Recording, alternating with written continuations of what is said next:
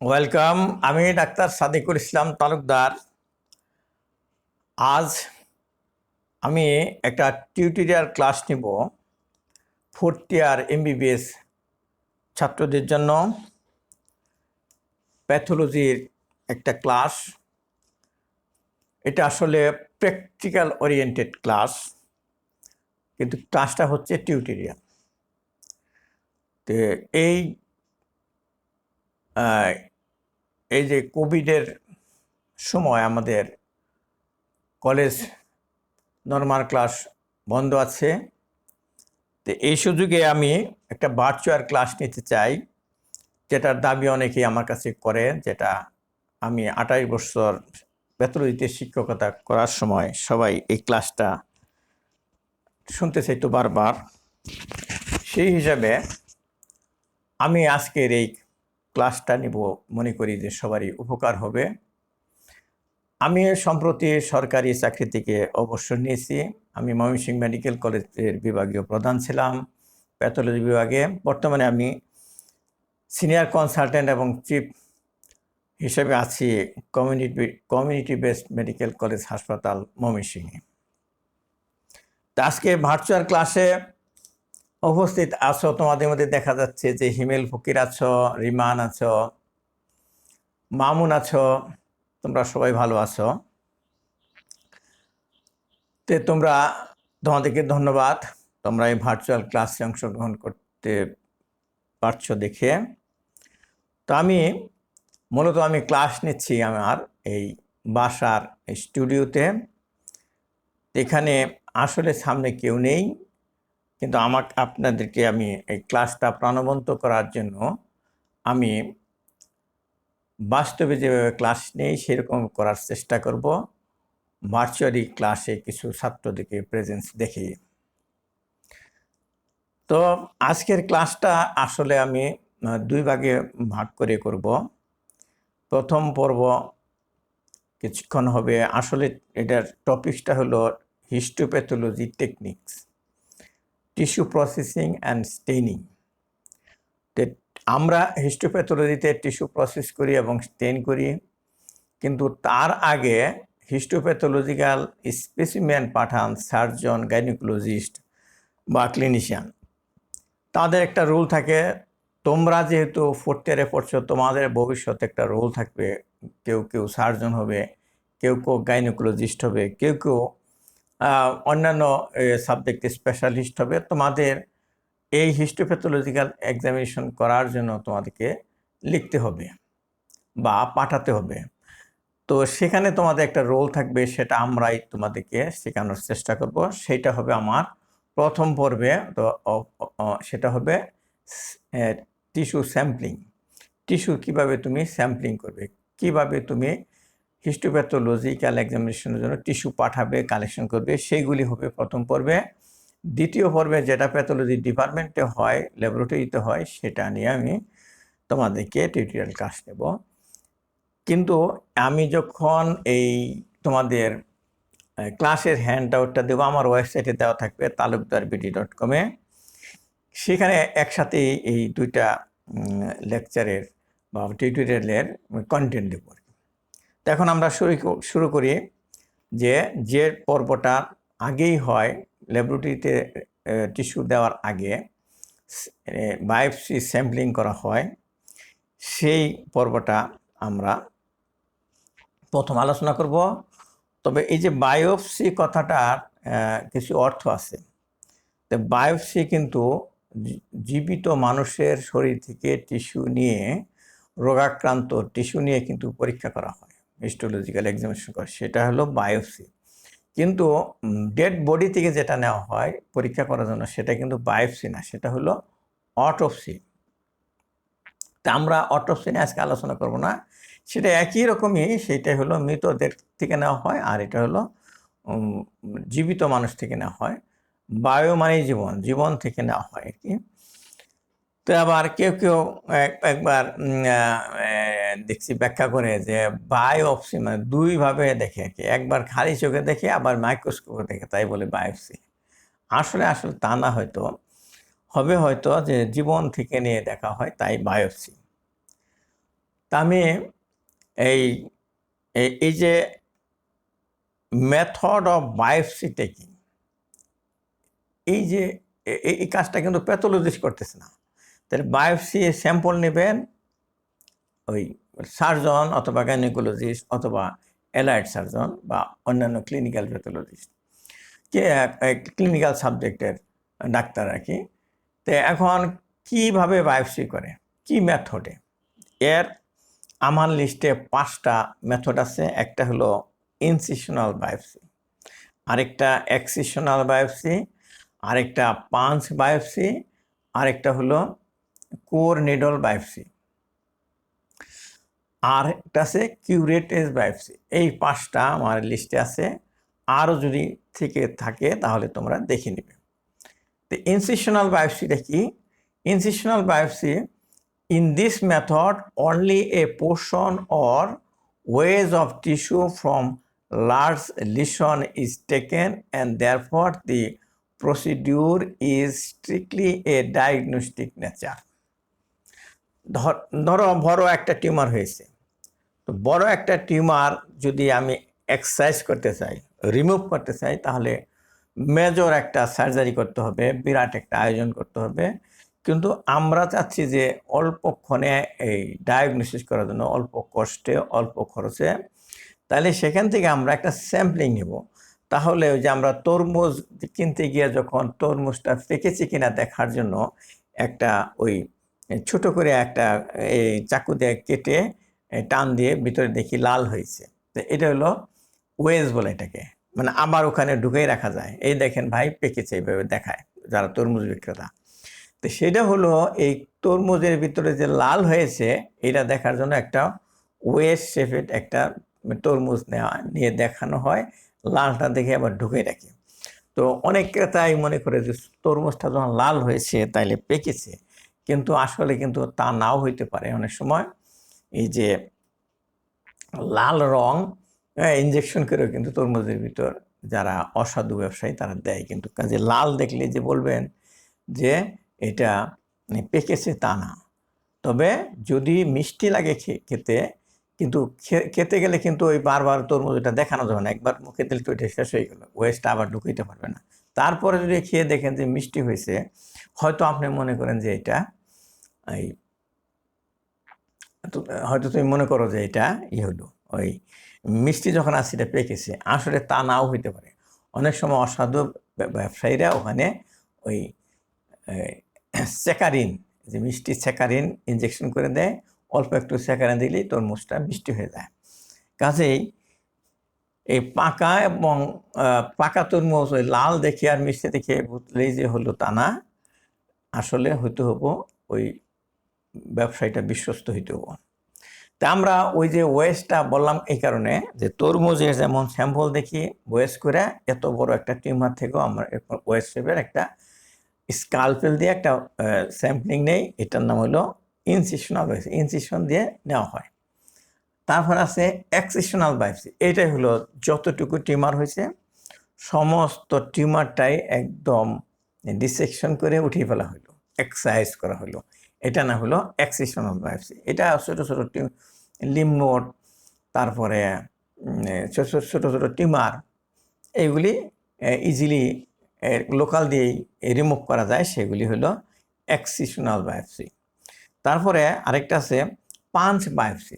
এমনও ঘটনা আছে যে এখানে এক্সারসাইজও করা যাচ্ছে না, ইনসিশনও দেওয়া যাচ্ছে না, সেখানে ওই পাঞ্চিং মেশিন দিয়ে পাঞ্চ করে আনা, আমরা যে পাঞ্চ মানে কি ছিঁড়ে আনা, তো এরকম কোন কোন জায়গায় হতে পারে? এটা হলো ধরো যে এই যে মেয়েদের ইউটেরিন সার্ভিক্স, এটা বেজানে একটু ইয়ে করে ডাইলেট করে ওখান দিয়ে একটা বায়োপসি ফোর্সেপ দিয়ে ছিঁড়ে একটু টিস্যু আনা হলো, একটু পাঞ্চিং করা হলো, তাহলে পাঞ্চ বায়োপসি। অথবা ওরাল কেভিটিতে একটা লিশন হয়েছে ওখান থেকে, তো এরকম, বা নেজাল কেভিটি হয়েছে, এখানে একটা পাঞ্চিং করে আনা। আবার ভিতরে হইতে পারে, ধরো এই ইন্টেস্টাইনে হইতে পারে, ওই এন্ডোস্কোপিক যে আছে টিউব আছে, এন্ডোস্কোপি করার সময় টিউবের সাইড দিয়ে একটা স্ট্রিংয়ের মাথায় এরকম এই এই থাকে, ফোর্সেপের মতো থাকে, এই দিক দিয়ে এই কেচির মতো থাকে, এখান থেকে চাপ দিলে ওটা এইভাবে পাঞ্চিং করে আনা যায়। তো স্টোমাকের মিউকোসা, ইন্টেস্টিনাল মিউকোসা, কোলনের মিউকোসা এইভাবে এই এন্ডোস্কোপিক বায়োপসির মাধ্যমে পাঞ্চিং করে আনা হয়। এটা না হলো পাঞ্চ বায়োপসি। তারপরে আরেকটা আছে কোর নিডল বায়োপসি।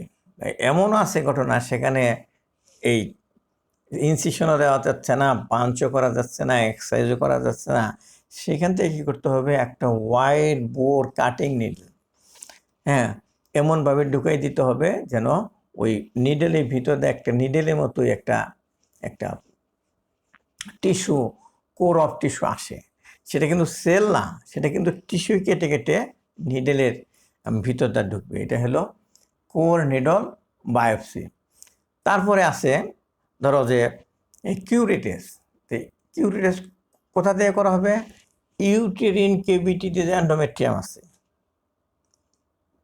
এই এন্ডোমেট্রিয়াম বা প্রোডাক্ট অফ কনসেপশন যেটাই হোক, এই সার্ভিক্স দিয়ে একটা কিউরেট মানে চামচের মতো এই চেঁচে আনা যায়, নারিকেল কোরানোর মতো করে চেঁচে আনা যায়। এইরকম একটা এই কিউরেট দিয়া এই চেঁচে চেঁচে এন্ডোমেট্রিয়াম আনাকে বলা হয় কিউরেট বায়োপসি। তারপরে এখন এই যে কয়েক রকম বায়োপসি বললাম, incisional biopsy, excisional biopsy, punch biopsy, needle biopsy এবং কিউরেটেড বায়োপসি, এই কয়টা প্রসিডিউর বললাম। কোন সময় কোনটা চয়েস করব? চয়েস অফ বায়োপসি প্রসিডিউর, কোন প্রসিডিউরটা চয়েস করব? The choice of appropriate procedure is dictated by anatomic consideration, biology of tumor type and the request of pathologist, by the request of pathologist। কোনটা করতে হবে অনেক সময় প্যাথোলজি বলে দিন ভাই এটা এক্সিশনাল বায়োপসি করে, ইনসিশনাল বায়োপসি সাফিসিয়েন্ট হলো না, এক্সিশনাল এরকম।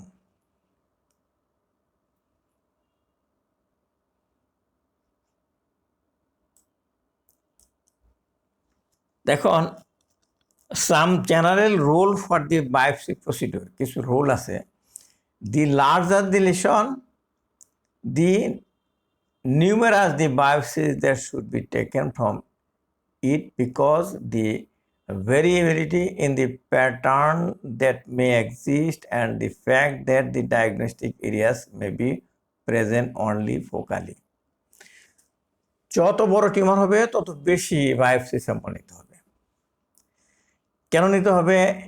এই টিস্যুটার বিভিন্ন জায়গায় বিভিন্ন প্যাটার্নের টিস্যু আর্কিটেকচার থাকতে পারে, বা যদি ম্যালিগনেন্সি থাকে হয়তো সামান্য একটু অংশে আছে আর অন্য অংশে নাই। কাজেই যত বড় টিস্যু হবে তত বেশি স্যাম্পলিং হবে। এই জন্য দেখা যায় প্রাইভেট ল্যাবরেটরিতে বড় বড় টিস্যু দিলে বেশি টাকা নেওয়া হয়, এই জন্যই নেওয়া হয়। ইন আলসারেটেড টিউমার, যে টিউমারে আলসার হয়েছে বা ঘা হয়েছে, biopsies of the central ulcerated areas may show only necrosis. যদি আমি সেন্টার থেকে নেই বায়োপসি, তাহলে দেখা যাবে যে রিপোর্ট আসছে শুধু নেক্রোটিক টিস্যু। আপনি তো মনে করলেন যে পচা পচা জায়গা দিয়ে নিলাম, কিন্তু এখানে নেক্রোটিক টিস্যু আসবে অ্যান্ড ইনফ্লামেটরি সেল আসতে পারে। Biopsy should be taken from periphery that include normal and disease tissue. পেরিফেরিতে যেখানে নর্মাল টিস্যু আছে, ডিজিজ টিস্যু আছে, বোঝা যাচ্ছে, খালি চোখে বোঝা যাচ্ছে, এইরকম জায়গাতে বায়োপসি স্যাম্পল নিতে হবে। আরেকটা আছে ডিপলি সিটেড লিশন আর sometimes accompanied by a prominent peripheral tissue reaction which may be characterized by chronic inflammation। যে ক্যান্সারটা ডিপ সিটেড, দেখা যাবে তার চারিদিকে, তার চতুর্দিকে ইনফ্লামেটরি রিয়াকশন হয়েছে। আমি যদি ওই ইনফ্লামেটরি রিয়াকশন থেকে বায়োপসি নেই তাহলে ক্যান্সার কিন্তু ধরা পড়লো না। এটা কনসিডার করতে হবে। সেখানে হাইপারমিয়া থাকতে পারে, ফাইব্রোসিস থাকতে পারে, ক্যালসিফিকেশন থাকতে পারে, মেটাস্টেটিক বোন ফর্মেশন হতে পারে। কাজেই if the biopsy is to periphery, this may be the only tissue obtained. তাহলে পেরিফেরিয়াল থেকে শুধু বায়োপসি নেওয়া যাবে না। 5 নাম্বার পয়েন্ট হলো when several fragments of tissue are obtained, they should be sent to the pathology laboratory and all of them submitted for microscopic examination. যে কটা tissue section মানে টিস্যু নেওয়া হলো, কয়েকটা টুকরা ধরা হলো, ধরেন 5টা টুকরা, এই 5টা টুকরাই কিন্তু প্যাথোলজি ল্যাবরেটরি দিতে হবে। এই টিস্যু থেকে ভাগ করে 2টা দিলাম, 2টা রেখে দিলাম, দেখবো আমি, এরকম না, সবগুলোই দিতে হবে। কারণ কোনটাতে বাদ পড়ে যায় আবার, crushing or squeezing of the tissue with forces should be carefully avoided.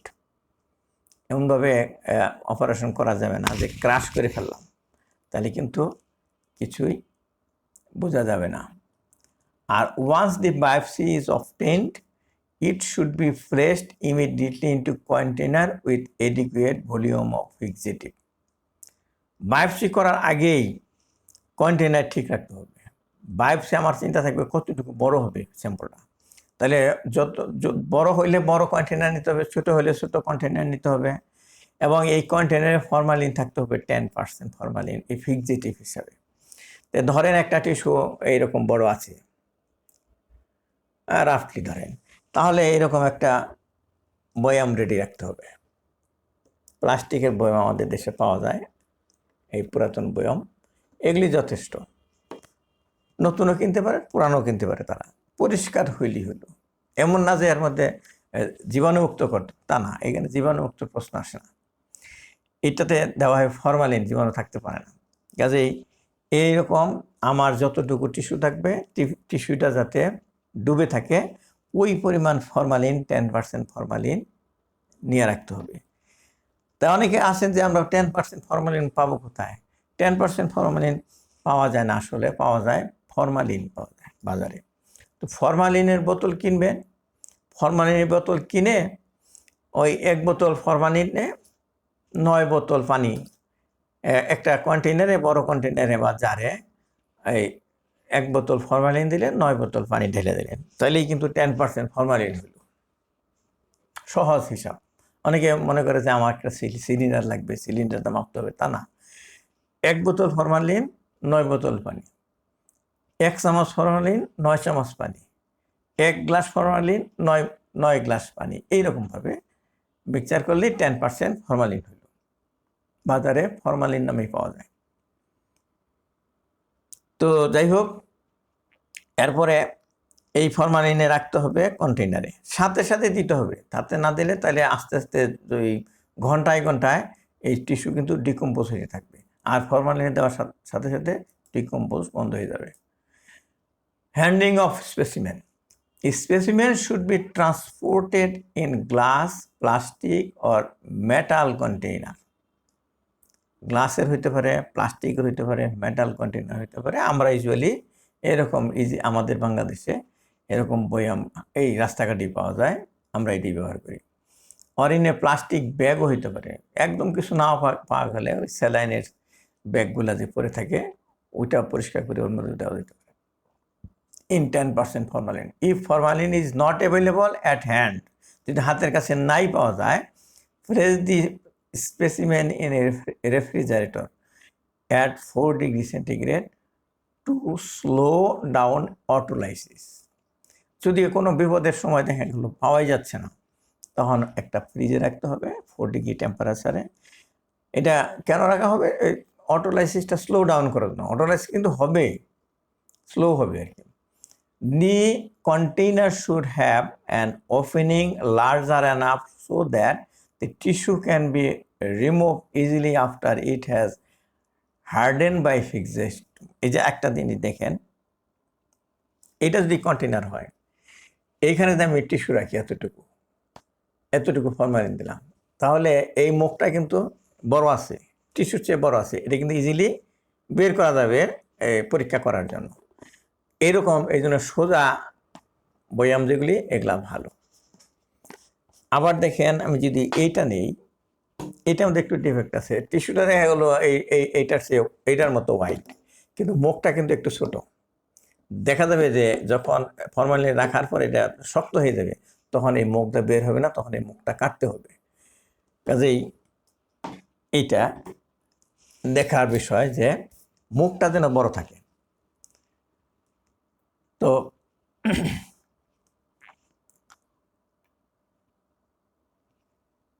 however fresh material is needed for the following purpose, কিন্তু এটাতে তো ফর্মালিন দিলাম, কিন্তু কতগুলো আছে ফর্মালিন না দিয়ে পাঠাইতে হবে, সেটা ফ্রেশ যা পেলাম তাই।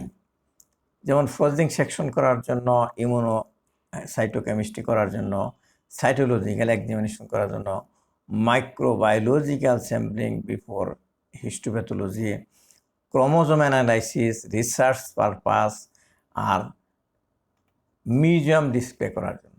তাইলে এই সমস্ত ক্ষেত্রে এই ফর্মালিন না দিয়ে আর কি। তারপরে করতে হবে কি, requirement in histopathology dissection room,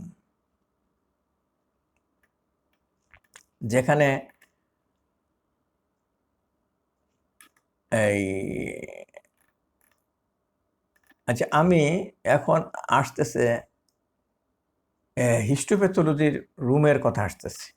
তো এইটা হবে, এতক্ষণ যা বললাম এটা হলো এই সার্জারি ডিপার্টমেন্টে বা গাইনোকোলজি ওটিতে। তা আমি আজকে এই পর্যন্ত রাখলাম ফার্স্ট পর্ব হিসেবে, প্রথম পর্ব। সেকেন্ড পর্বে যেটা হবে যে এই কিভাবে আমরা ক্রস এক্সামিনেশন এবং হিস্টোলজিক্যাল টেকনিক করি সেটা।